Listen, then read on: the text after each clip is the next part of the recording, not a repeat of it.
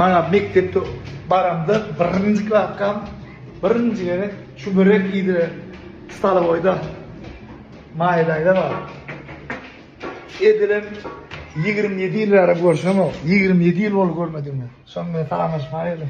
Maydayda. Han maydayda. Salı var ki. O bir de han maydayda. Nerede buraya? Hani?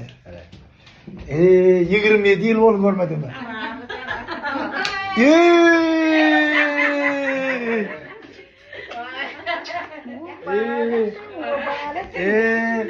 Kahramansın he. Kahraman re. Mayday. Gelene diyeceğim bakalım. Gelecek değildim ha. Nasıl diyeceğim abi? Hangi korkuda ne? Gelene diyeceğim. Arada horapsın benim bolu baracak değildim. Allah can. Nifta vardım. Nedit bolu baracak. Oturmanı çay içmeni. Şu praşkan bir şey verme aterde. Oğlum ben sözümde durdum ben ne? Praşkan bir şey verme la.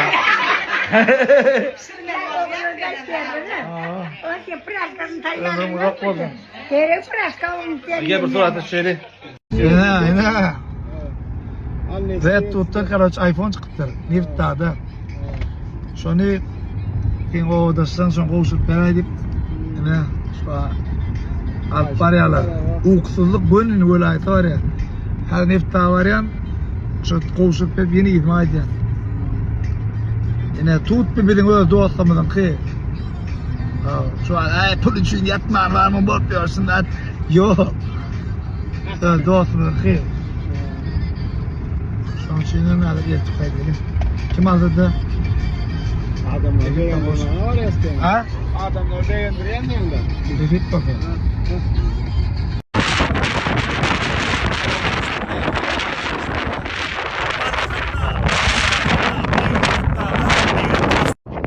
Yine ılgacak deyip çıkkayttım adamdan. Bir de çıktı Berat.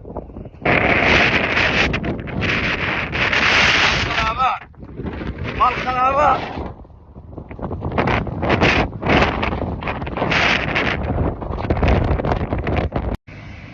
Esselamu Aleyküm. Armağan'da. Şu an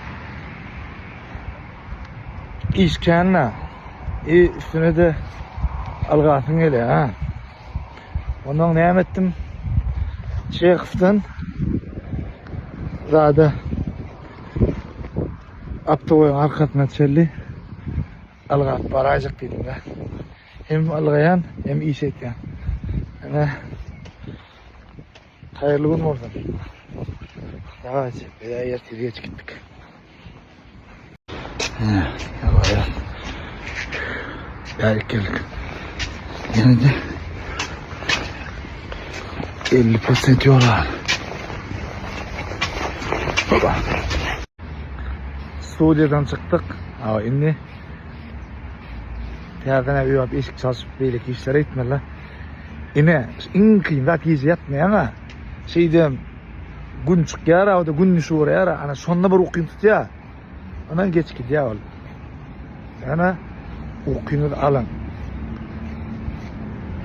работай yani ofiste görüşünün olmuyor kafede görüşünün olmuyor ya da uyda görüşünün olmuyor ya şınyak yerde Bugün faydanın da tuğlama yine bu uğlan parkları harası bu var şu sayede pikniğe de ya şahada seredeydi öyle halaçlara gelip böyle değil mi?